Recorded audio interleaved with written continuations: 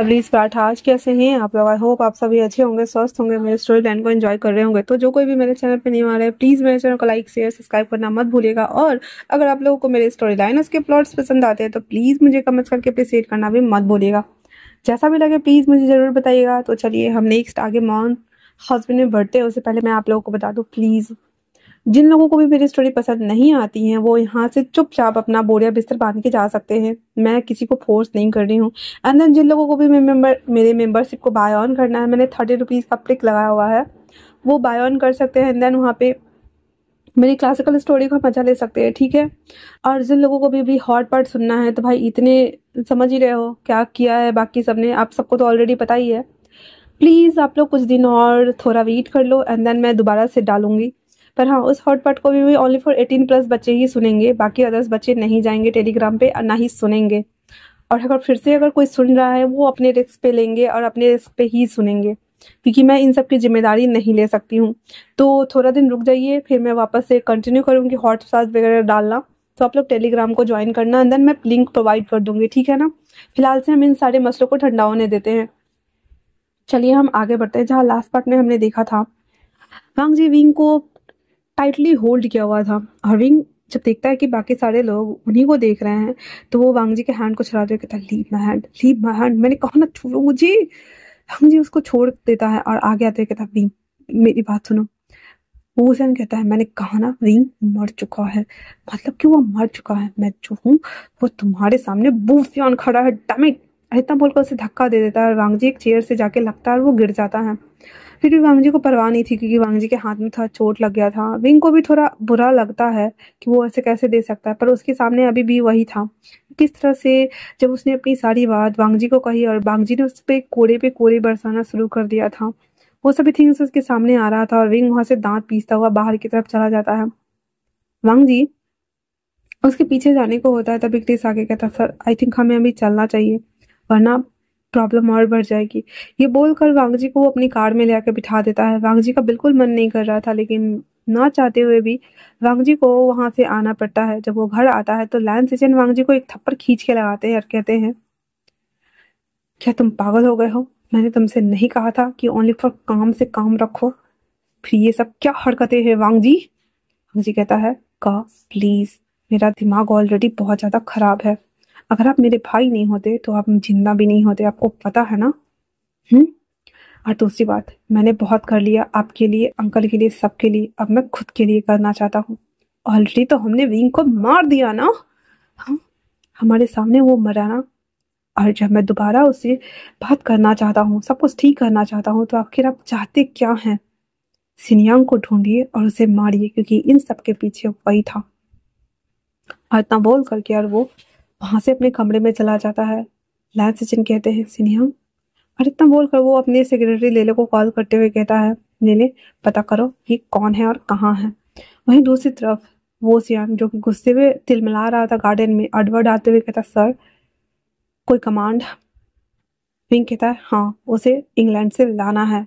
और इतना बोलकर वो दोनों एक दूसरे को डबल स्मैक दे रहे होते हैं। एडवर्ड कहता, ओके सर, मैं ले आऊंगा। और इतना बोलने के साथ ही वो वापस से कॉफी बनाने के लिए चला जाता है। 2 दिन बाद इधर लैंसिचन ने भी लेलो को भेजा हुआ था सिनियांग को लाने के लिए। वांग जी ने भी क्रिस को बोला था कि सिनियांग को ढूंढो और लाओ, लेकिन तब तक एडवर्ड उसे उठा करके पोर्ट के जरिए उसे ले आया हुआ था। और अभी विंग के सामने सिनियांग बंधा हुआ था जंजीरों से, जिसे करंट पास होती है। विंग अपने फेस पे मास्क कवर करता है एंड देन एडवर्ड के साथ वो वहां आता है। दोनों ने मास्क वेयर किया हुआ था और उसे एक गुप्त काल कोठरी जैसे कमरे में रखा हुआ था। वहां आने के साथ ही उसके मुंह पर एक गर्म पानी का ग्लास फेंकता है विंग और कहता है, welcome back to hell. Xinyang छटपटाते हुए कहता है, who the hell are you? हाँ, और मुझे यहाँ लाने की हिम्मत कैसे हुई? वो कहता, oh my God, Singh group का वारिस, तुम कैसे जिंदा रह गए? हाँ, सबका काम तमाम करने के बाद, मुझे विक्टिम बना करके मेरी लाइफ को बर्बाद करने के बाद तुम्हें लगता है कि मैं सब कुछ छोड़ दूंगा? बिल्कुल भी नहीं। और इतना बोलकर वो डंडा गर्म था और विंग उस डंडे से उसको मारना शुरू करता है। बहुत मारता है, बहुत मारता है। फिर कहता है, एडवर्ड तुम्हें पता है ना क्या करना है? एडवर्ड फिर बहुत सारा नमक लेता है और हर जगह अप्लाई कर देता है। वो इतना जोर से चीख रहा था, इतना जोर से चीख रहा था, विंग के कानों को सुकून मिल रहा था। कहता है, काश वो दोनों जिंदा होती तो मैं उन्हें दिखा पाता कि मैंने उनका बदला ले लिया है। जिस गलती की सजा उन दोनों को मिली, उसका बदला मैंने ले लिया है, मैंने ले लिया है। और इतना बोलकर एक गरम सलिया लेता है और उसके गाल पे लगा देता है और कहता है, इसको तपाते रहो तब तक ये मर ना जाए। इतना बोलकर वो वहां से चला जाता है और जोसेफ कहता है, ओके बॉस। और यहाँ पे एडवर्ड और जोसेफ दोनों बॉडीगार्ड ही नहीं बल्कि उसके ऐसे बॉडीगार्ड थे जो कि उसके बुरे और अच्छे दोनों काम में साथ देते थे। और अभी तक विंग ने सिनियंग के ग्रैंडफादर और ग्रैंड मदर को, उसकी बहन को जो डेथ और सब कुछ जो लगाया था ठिकाने, एडवर्ड और जोसेफ के हेल्प से ही किया हुआ था। और सभी थिंग्स जो भी वो कर रहा था इन दोनों के हेल्प से ही कर रहा था। मतलब कि विंग एक मास्टरमाइंड प्लान ऑलरेडी कर रहा था और वो अब रिवील होने वाला है। उसके बाद एडवर्ड और विंग कार में बैठे हुए थे। विंग फ्लैशबैक देखता है जब उसे पता चलता है कि उसके डैड के साथ क्या हुआ, उसकी फैमिली के साथ क्या हुआ। तो वो तो कुछ नहीं करता, छोड़ देता है, क्योंकि उसे पता है कि उसकी फैमिली के कैसे एक्सीडेंट में मौत हुई है एंड देन वो इस घर में रह रहा है। और ये डैड की कंपनी थी तो इसीलिए उसने डुअल पर्सनालिटी अपनाया ताकि अंकल और आंट उसे अपना ना ले। और सारा काम विंग खुद संभालना चाहता था, इसलिए उसने बचपन से ही जियांगजिन को परेशान करना शुरू कर दिया ताकि आंट को लगे कि विंग बीमार है। हालांकि जियांग फिंगयांग और जियांग यू के दिमाग में ऐसा कुछ नहीं था, पर इनसिक्योरिटी हर किसी के अंदर होती है और विंग के अंदर ट्रस्ट इशू था, वो किसी पे ट्रस्ट कर नहीं पा रहा था। तो वो इंटेंसली जियांगजिन को हर्ट नहीं करना चाहता था, पर एक बार जब उसने सीढ़ी से धक्का दे दिया था तो जियांगजिन का, और ये सारा कुछ विंग का फ्लैशबैक है, पैर ये चोट लग गई थी, फ्रैक्चर हो गया था, सर में चोट लग गया था, जिस वजह से विंग की जियांगजिन की हालत थोड़ी ना बिगड़ गई थी और वो कभी कभी ऐसे चाइल्डिश एक्ट करता था। जब वो कंपनी संभालने लगा, फर्स्ट टाइम जब वो अपनी कंपनी का सीईओ बना था, तब वो उसने ठान लिया था कि वो सभी थिंग्स को क्लियर आउट करेगा और अपने पैंस के कातलों को ढूंढेगा। और साथ में जो उसके साथ बुली हुआ था उन सभी चीज़ों को वो एक एक करके कड़ी जोड़ते जाएगा। तो उन्हें पता चला कि सिनियम ग्रुप के साथ में ही उसके डैड ने कोलैब करने के बारे में सोचा था। तब उन लोगों ने एक तो उनकी कंपनी को बैंकरप्ट करने के बारे में सोचा, लेकिन उनके डैड ने जो प्रॉपर्टी वगैरह लिया था वो विंग के नाम पर लिया था, इसी वजह से उन लोगों के पास कोई एविडेंस नहीं बचा था। और विंग को जियांग फैमिली ने अडॉप्ट कर लिया था, जिस वजह से उन लोगों को कंपनी तो बच गई थी, पर उसके पेरेंट्स की कार एक्सीडेंट में डेथ हो गई थी। और जब वो कॉलेज स्टूडेंट गोइंग था विंग, तब उसके साथ वो हैरेस और बुली हुआ था, और उसके साथ वो दो लड़कियां का भी। तो विंग को बार बार वो सपने आते थे जिससे कि उसकी मेंटल स्टेट बिगड़ गई थी। विंग ने एक तो उसके भाई की वजह से उसके अंदर एक अलग ही दुनिया चलती रहती थी जो उससे हमेशा बात करती थी और वो उस दुनिया में खोया रहता था, लेकिन उस दुनिया को विंग बाहर से सेप देता चला गया। जब भी वो दुखी होता या कुछ भी तो उसकी भाई उसके ऊपर हावी हो जाता था और फिर उसका भाई वो सारे काम करता था। और जब वांगजी ने उसे बेरहमी के साथ में टेम्पल में बहुत मारा था, विंग मार खा रहा था क्योंकि हाँ वो भी गिल्ट में था कि हाँ कहीं ना कहीं उसकी गलती तो थी।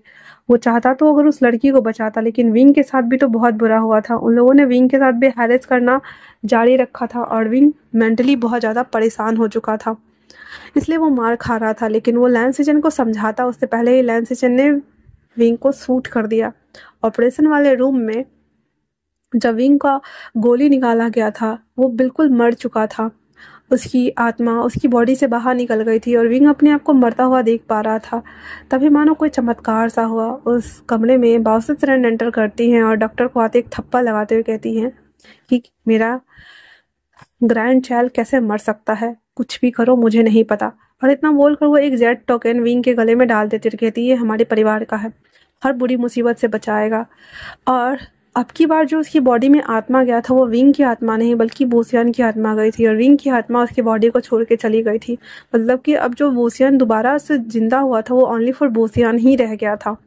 विंग मर चुका था और जो उस डेड बॉडी को उसके अंदर डाला गया था उसके पीछे एक डोर था जिससे वो निकल जाता है और उसके बाद इसमें बटन प्रेस किया जाता है और ये जल जाता है।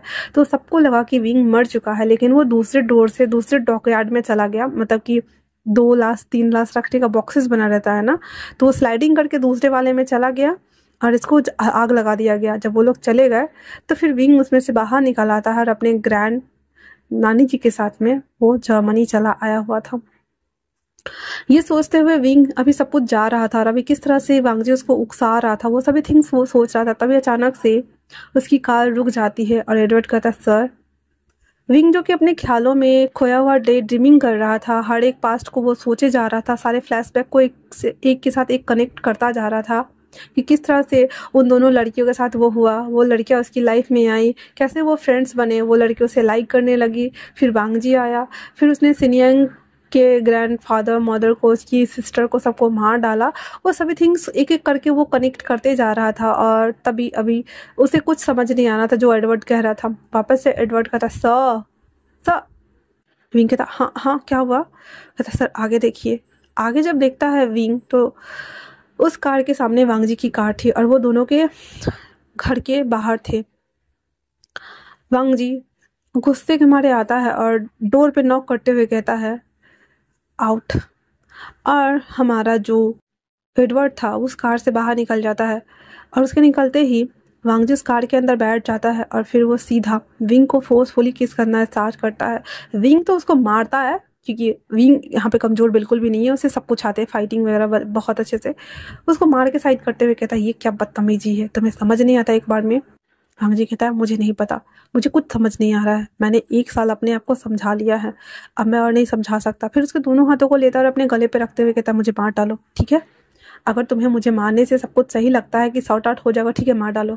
मेरे अंदर जो भरा था वो मैंने तुम्हें बता दिया। हाँ मैं जानता हूँ कि तुम अपने अंदर की बात मुझे बता रहे थे, लेकिन मैं बहुत गुस्से में था और मैंने तुम्हें मारा। फिर वांगजी अपने आप को ही थप्पा लगाते हुए कहता है मुझे माफ़ कर दो, मुझे माफ़ कर दो, प्लीज़ मुझे माफ़ कर दो, अगर बोलो तो मैं घुटनों पे बैठ जाऊँ पर मुझे माफ़ कर दो। विंग खुद को 4-5 थप्पड़ लगा लेने के बाद कहता विंग मेरी तरफ देखो, मेरी आंखों में देखो, प्लीज़ एक बार देखो, मैं बहुत प्यार करता हूँ। मैं ना सब कुछ छोड़ दूंगा, मैं गगो का कंपनी छोड़ दूंगा, मैं वो घर छोड़ दूंगा, सब कुछ छोड़ दूंगा, मुझे बस तुम्हारे साथ रहना है। विंग एक मॉक करते हुए कहता ओह तुम अपनी बहन की लैंग्वेज बोल रहे हो, ऐसा तो नहीं है ना कि मेरे भाई की जैसे तुम्हारी बहन की आत्मा भी तुम्हारी बॉडी में आ गई है? वांगजी तो 1 मिनट के लिए उसको सन्न होकर देखता है, देन कहता है ओके मान लो कि मेरी बहन की आत्मा मेरे अंदर आ गई, ठीक है, पर बस मुझे तुम्हारे साथ रहना है, मैं सब कुछ छोड़ के रहूँगा, प्लीज़ मुझे छोड़ के मत जाओ। फिर विंग के हाथों को लेता है और अपने चेस्ट पे रखता है, कहता है ये यहाँ पे सिर्फ और सिर्फ तुम्हारा नाम है, अगर बोलो तो मैं चीर के दिखाऊं क्या? वांगजी कहता है हाँ दिखाओ। विंग की बात सुनकर वांगजी को यकीन नहीं हो रहा था कि विंग ऐसा कुछ बोल सकता है। कहता ओके। फिर अपना शर्ट खोलता है और फिर अपने पॉकेट में से एक ऐसे गन रहता है ना, तो गन में एक पतला सा ये स्लाइडिंग वाला ऑप्शन रहता है, उसको में से वो एक पार्ट निकालता है, देन उसको ले करके चीरा मार देता है चेस्ट पे और उसके बाद उस गन को वापस से अलग साइड कर देता है। कहता है ये लो इसे ऐसे सेट करते कर लो और मुझे सूट कर दो, अगर इसके बाद तुम्हारा ठंडा और तुम्हारा बदला सब कुछ खत्म हो जाए, प्लीज़ मुझे अपना लो, please accept it, please please. हम ऐसा करते हैं, हम सबको छोड़कर टेम्पल चलते हैं, हम वहाँ पे रहेंगे, हम वहीं रहेंगे, पूरी दुनिया से अलग, सब कुछ छोड़कर बस अपनी दुनिया बसाएंगे। विंग चलो, हम बहुत सारे बच्चे करेंगे, बहुत सारे, जैसा कि हमने कहा था, प्लीज़ चलो चलो विंग प्लीज़। विंग का दिल पसीज रहा था क्योंकि उसके हार्ट के पास से बहुत ब्लड आ रहा था, ऊपर से उसके हाथ में गन थे वो भी कांप रहा था। ऐसा नहीं था कि विंग नहीं चला सकता था या नहीं मार सकता, उसका मुंह तोड़ने के लिए उसका हाथ काफ़ी था, पर वांगजी की बातें कहीं ना कहीं उसे कनेक्ट कर रही थी। विंग अपनी आंखों को बंद करते हुए कहता है अगर तुम्हारा ड्रामा हो गया हो तो तुम यहाँ से जा सकते हो, और इतना बोलकर वो गन वहाँ पे रख देता है एंड देन विंग उस कार से बाहर निकलता है। जैसे ही विंग कार से बाहर निकलता है, गन की साउंड सुनकर वो डोर ओपन करता है जहाँ पे वांगजी ने अपने आप को शूट कर लिया था। विंग कहता है वांगजी, और इतना बोलते हुए कहता है जल्दी एडवर्ड कार हॉस्पिटल चलो। फिर वो अपना शर्ट जल्दी जल्दी खोलता है, कोट खोलता है, सब कुछ उसके सर पे लगाता है ताकि ब्लड बंद हो जाए। हॉस्पिटल आते आते वांगजी बेहोश हो चुका था, वो आनंद फानंद से इमरजेंसी में डालता है, डॉक्टर उसे बाहर मना कर देते हैं और वांगजी को अंदर लेके जा रहा था। विंग इधर से उधर चक्कर काट रहा था, उसके हाथ पैर ठंडे हो चुके थे, वो ठंडा हो चुका था, वो कांप रहा था और कहता एडवर्ड वो मर जाएगा, बताओ मुझे क्या वो जिंदा रहेगा या मर जाएगा, मैं उसे मरता हुआ नहीं देख सकता, he is my monk husband, please please Edward बताओ मुझे, damn it please please. Edward उसे संभालते हुए कहता सर प्लीज हम देख रहे हैं, आप शांत हो जाइए। विंग कहता आई डोंट नो कि मैं क्या करूं, हाँ मैं उससे बदला लेना चाहता था, मुझे उस पर गुस्सा आ रहा था, मुझे सिनियांग से बदला लेना था, पर मैं उसे खोना नहीं चाहता, प्लीज प्लीज। तभी डॉक्टर आते हुए कहता, सर ही इज़ फाइन, शुक्र मनाइए कि अगर 10 मिनट और लेट होता तो वो मर जाते, बट उनके दिमाग पे क्या असर पड़ा होगा मैं नहीं कह सकता। हम उसे आईसीयू में भर्ती कर रहे हैं, होश तो 2 दिन बाद ही आएगा। विंग कहता, हाँ डन डन डन डन। और फिर वो थोड़ा राहत के सांस लेता है। 2 दिन बाद विंग ने इन 2 दिनों में ना वो काम पे गया था, ना ऑफिस गया था, कहीं नहीं गया था। बॉस असिस्टेंट को पता चल गया था। बॉस असिस्टेंट ने आके विंग को एक थप्पड़ भी लगाया था कि इससे तुम्हें बदला लेना है, ना कि इसके साथ रहना है, तुम्हारे साथ इसने इतना बुरा किया। विंग कुछ भी नहीं कहता, कहता ग्रैंड मॉम प्लीज, जब सही सही हो जाएगा तो मैं आके बताऊंगा, पर मुझे इसके साथ रहना प्लीज प्लीज। रेनर को कहता है ग्रैंड मॉम को लेके जाओ। रेनर ने ऑफिस संभाल रही होती है, सभी कुछ कर रही होती है, तब तक हमारा विंग उसके साथ हॉस्पिटल में रहता है। उसके कपड़े को वो खुद बदलता था, उसकी बॉडी वाइप करता था, सब कुछ करता था। और एडवर्ड बाहर में उसकी सिक्योरिटी के लिए था। एडवर्ड भी ऑफिस के काम करने के लिए बीच बीच में इमरजेंसी मीटिंग वगैरह अटेंड करने चला जाया करता था। शाम के टाइम पे अभी वांगजी को धीरे धीरे होश आ रहा था। उसकी विजन बहुत ज़्यादा ब्लर थे, आंखों के सामने अंधेरा था। उसे दिखाई देता है कि किसी ने उसके हाथ को पकड़ के अपना सर वहाँ पे रखा हुआ है, अपने हेड को धीरे धीरे टर्न करता है, जिसके कारण उसके हेड में बहुत जोरों की दर्द हो रहा था। फिर भी वो अपनी आइज को धीरे धीरे ओपन करते हुए कहता है, क्या क्या तुम हो? रिंग जल्दी से उठ जाता, कहता वांगजी, हाँ हाँ हाँ मैं हूँ। तुमने ये क्या किया? तुमने ये क्या किया? क्यों किया? तुम्हें पता है, तुमने मुझे डरा दिया। तुम्हें डर नहीं लगता कि अगर तुम मर जाओगे तो मेरा क्या होगा? तुम ऐसे कैसे कर सकते हो? मैं मुझे नहीं पता था कि वो सब तुम हो। मैं तुम्हें प्यार करने लगा था। काश मुझे पहले पता होता कि वो दोनों तुम हो और मेरी हेल्प करने वाला भी तुम हो, सब कुछ तुम हो, पर तुमने मुझे नहीं बताया। जी कहता, शांत हो जाओ, शांत हो जाओ, सब ठीक है, मैं ठीक हूँ ना? कहता, तो तुम्हें पता है मैं कौन हूँ? जी हंसते हुए कहता है, हाँ हाँ हाँ, मैं समझ गया, तुम ठीक हो।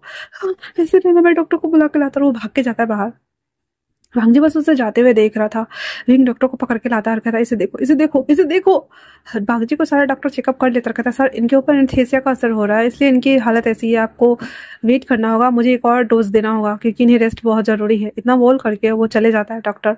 विंग तो हक्का बक्का था और देखते देखते वांगजी उसकी आंखों के सामने बेहोश हो जाता है। तो आज के लिए इतना ही। आई होप कि आप लोग अंडरस्टैंड करोगे, क्योंकि ये हर मुझे 1 शॉट भी लाना होता है, मैं कैसे करूँ मुझे समझ नहीं आता।